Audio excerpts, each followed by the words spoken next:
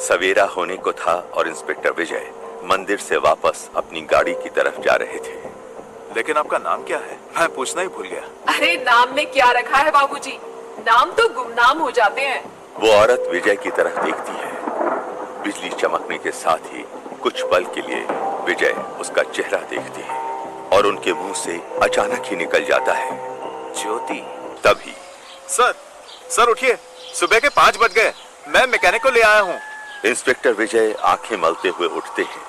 वो चारों ओर ऐसे आश्चर्य से देखते हैं जैसे कुछ खोज रहे हो। अरे सर, अपनी ही जीप है, क्या हुआ? 2-3 घंटे में याददाश्त तो नहीं चली गई आपकी?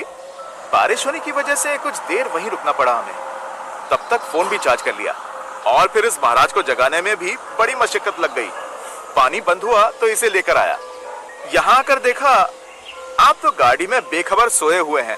साठे की बात सुनकर इंस्पेक्टर विजय गाड़ी से उतरकर चारों तरफ देखने लगते हैं, जैसे उनकी नजरें कुछ तलाश रही हो। हल्का उजाला हो जाने के कारण अब इलाका कुछ समझ में आने लगता है। क्या बात है सर, आपकी तबीयत तो ठीक है ना? आप इतने हैरान क्यों हैं? मैं यहाँ जीप में कैसे आया? मतलब मैं तो आपको जीप में ही छोड़ के गया था। और कहाँ गए होंगे आप इस उजाड़ में? लगता है आपकी नींद पूरी तरह खुली नहीं है अभी। वो औरत कहाँ गई?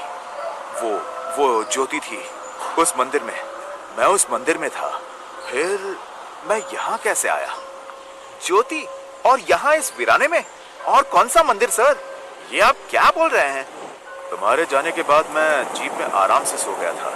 फिर एक औरत आई जो पास के मंदिर में रहती है और मुझे अपने साथ मंदिर ले गई। मैंने उससे बात भी की। जाते वक्त मैंने उसका चेहरा देखा, वो हूबहू उठती थी। हे भगवान, ये ज्योति और ज्योति का भूत पता नहीं कब पीछा छोड़ेंगे।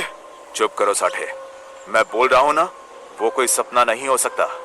मैं उस औरत से मिला हूँ अभी कुछ देर पहले ही। तो वो मंदिर में। क्या साहब? वहां पर खड़ा हुआ मैकेनिक इंस्पेक्टर विजय की बात टालते हुए बोला, क्या हुआ? कुछ है जो तुम हमें बताना चाहते हो? यह एक खंडहर मंदिर है। लोग कहते हैं वहाँ पे एक पुजारिन रहती थी, पर कुछ साल पहले वो यहाँ से चली गई। कहाँ चली गई? मुझे नहीं पता साहब। खैर, आपकी जीप तो मैंने ठीक कर दी है, अब आप आराम से घर जा सकते हैं। मेरा मेहनताना दे दीजिए, अब मैं चलता हूँ। मैकेनिक ने जीप का बोनट बंद किया और इंस्पेक्टर विजय से अपना मेहनताना लेकर वहां से जाने लगा। तभी उसके फोन की घंटी बजती है और वो वहीं रुककर फोन पर बात करने लगता है। हाँ, सीतापुर आएंगे हम जल्द ही। नहीं, आज नहीं, 1-2 दिन में आते हैं। क्या?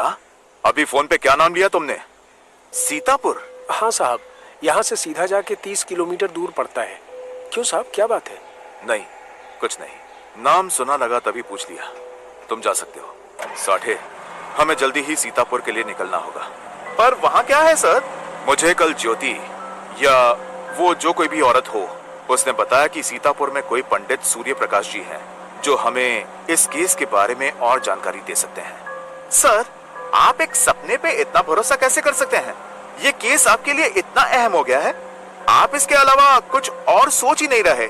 साठे, इस केस ने मुझे कुछ अविश्वसनीय चीजें दिखाई हैं, इसलिए ये मेरे लिए काफी अहम है और ये मेरा कर्तव्य है कि मैं इसकी तह तक जाके इसे सुलझाऊं। तभी साठे को एक फोन आता है। हाँ, क्या हुआ हरीलाल को? क्या?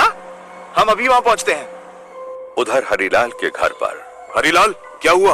तुम ठीक तो हो? साहब, इनको देखिए ना, कल रात से कुछ बोल ही नहीं रहे।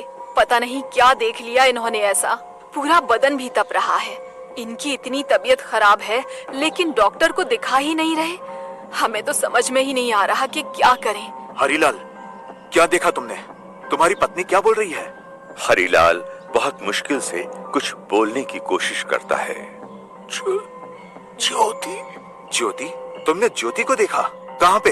ज्योति का भूत। साठे इंस्पेक्टर विजय की तरफ देखकर एक इशारा करता है। लगता है इसकी तबीयत ठीक नहीं है। हम चलते हैं हरीलाल, तुम आराम करो। सर, मुझे पूरा यकीन हो गया है, ये ज्योति की आत्मा हरीलाल को नुकसान पहुंचाना चाहती है। पहली बात ये साठे कि तुम इतने दावे के साथ ये नहीं कह सकते हो कि ज्योति मर चुकी है। हमें उसके मौत का कोई सबूत नहीं मिला है। ये भी तो हो सकता है कि वो जिंदा है और ये सारा षड्यंत्र उसी का रचा हुआ खेल है।